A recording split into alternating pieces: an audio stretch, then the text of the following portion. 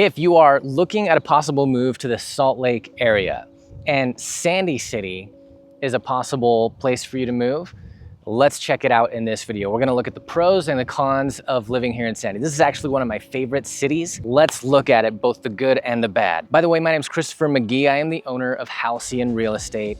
We are affiliated with the Keller Williams Marcus Center in Salt Lake City here. And me and my team, we help people relocate from all over the states to right here in the Salt Lake Valley. So if that's you that's interested in a move to this area, go ahead, pause the video, go into the description, just click on the Google form link right there, fill that out, and then watch the rest of the video. With that said, let's get right into it, starting with some of the cons of living here in Sandy. First possible con in Sandy here is gonna be the cost of housing. Now, that depends on where you're coming from, right? If you're coming from California or some places in Texas or Florida or New York, sticker shock won't be such a big deal here. But if you're coming from like the Midwest, yeah, our home prices here in the Salt Lake Valley, especially on the east bench of the Wasatch Mountains, the eastern side, the home prices is gonna be a surprise. What does it look like here right now anyway? What does the market look like in terms of what you can buy and for how much? Well, Sandy's really big.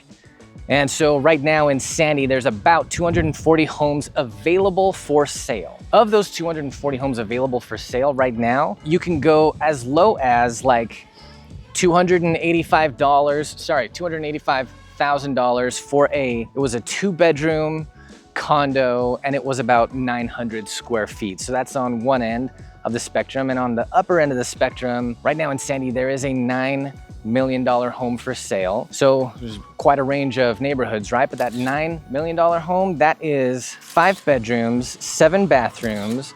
It's 10,100 square feet. It has 3 fireplaces, 2 kitchens. It has an indoor basketball court because why not? It's sitting on half an acre or a little bit more than that. That particular home, by the way, is listed by Steve Jury. He is with the Park City Keller Williams.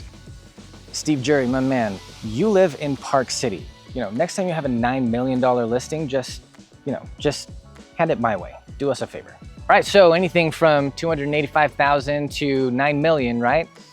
The middle of that, the average is not gonna be your average experience looking for a home to buy in Sandy. Right now, the median price point in Sandy is about $685,000, and that's across the last 30 days, the last month. So median price point, $685,000 right now. What else do we got for cons in Sandy? We've got a lot of the things that we'll have as cons for all the places in the Salt Lake Valley. Proximity to the Wasatch Fault Line. So the Wasatch Fault Line runs right along the foothills of the Wasatch Mountains that are behind me now, all the way through the entirety of the Salt Lake Valley. It's all the way up to Idaho, frankly, and it comes all the way down through the Salt Lake Valley, through Utah County below us. All of that has the fault line, but if you're in Sandy, then your proximity to it is, I mean, we're here. As with everywhere else in the Salt Lake Valley also, a con is gonna be the winter inversion. Because we live in this bowl between the Wasatch Mountains on our east bench and the Oquirrh Mountains on our west side of the valley, we live in this bowl, and cold air can get trapped in the valley with warmer air above, and the cold air gets polluted and it can't move. And wind, there's not really an effective wind through the valley. And so we end up just with gross air sometimes in the winter, waiting for a snowstorm or something to clean the air out. Winter here can give us some pretty gross air sometimes. Another possible con, depending on what your interests are, is gonna be the fact that there's not a whole lot of nightlife in the way of like clubs and bars here in Sandy, like most of the rest of the valley, frankly. If that's something that's important to you, then you'll be going downtown for that kind of scene. And depending on where you live in Sandy, that drive to downtown is gonna be either like, it could be 15 minutes or it could be twice that or 3 times that. Which leads us to our final possible con. And this is a con of living in Sandy that isn't necessarily obvious unless you've been here for a while or you've lived here, but it wouldn't be apparent immediately. So the I-15 freeway runs north-south through the Salt Lake Valley. It's a little bit to the east, but it's basically down the middle of the Salt Lake Valley. Looping around it is the I-215, or what we just call the belt route around here. And it does a loop around the top like third of the Salt Lake Valley. And it turns out Sandy is just a little too far south to have any convenient access points to the belt route. And if you live far enough east in Sandy, if you're on the east bench in Sandy, then you're a good 15 minutes away, maybe 20 minutes away from the I-15 corridor entrance either. And so depending on where in Sandy you live, and if you work either to the north downtown, or if you work in like the tech metropolis of Lehigh, but you want to live in Sandy, then you could have a daily commute to work of like easily 30 to 45 minutes. Could be a con for you. All right, what about the good things about Sandy, right? Well, first off, if you've got the higher cost of housing, it's usually a good tip that it's a desirable area if people want to live there, right? So we have that. And to top off the desirable area that is shown in part by what the house prices look like, Sandy, like the rest of the Salt Lake Valley, has pretty low property tax rates. The national average is 1.02% of total value of the home. And here in Sandy, the effective median is about 0.5%, which is low even for Salt Lake Valley. That means that for the median priced home right now of about $685K, you'd be paying about, I think it was $3,400 a year in property taxes. You could do worse. Sandy's a very safe neighborhood, and what little crime there is, it's really the same kind of like petty opportunity theft that you get the closer you get to any like retail or commercial area, really anywhere,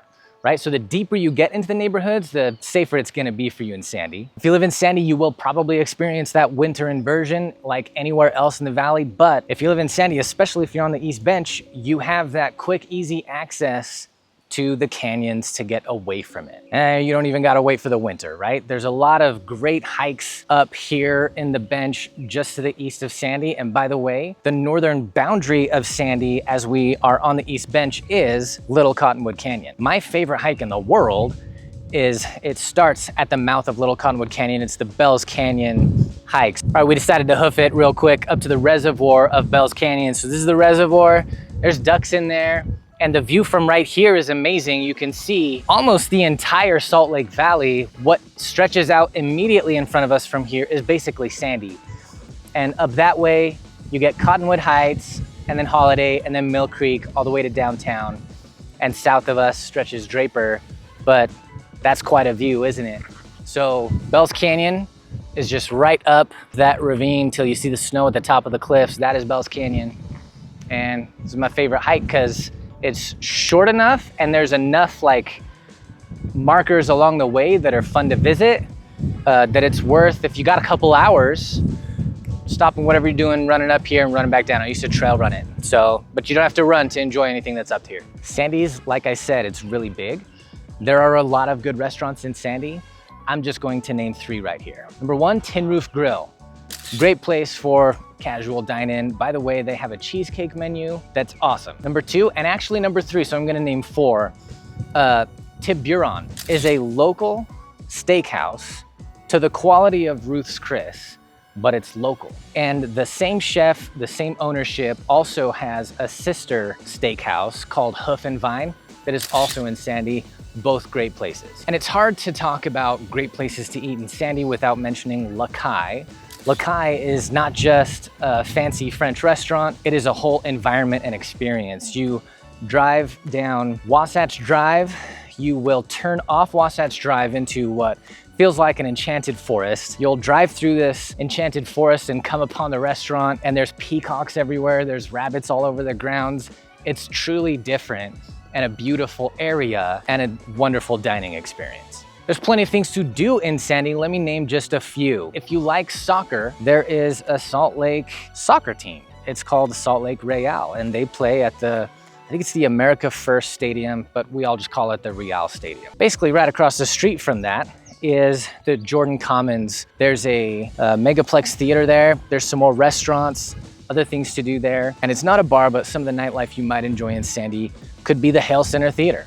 My mom raised me going to the Hale Center Theater. It's just a place that does plays and they do an excellent job. The actors are phenomenal, the stage is phenomenal. There's big marketing from Hale Center all over the valley, and the theater is truly spectacular. All right, that's it. And Sandy's really one of my favorite places because it's big and it encompasses so much goodness. It encompasses a lot of great neighborhoods. It encompasses a lot of great places to eat. It encompasses my favorite hike up Bells Canyon. A lot to love about Sandy. Let me know what you think in the comments. Is it better or worse? Do the pros outweigh the cons on the idea of living here in Sandy, Utah? And by the way, if you didn't do it earlier, now's probably a good time to go into the description of the video, click on that Google form link, fill that out. Let me know what's important to you about your possible move here. Thanks for watching this one, guys. We'll see you in the next one. Bye-bye, bye-bye.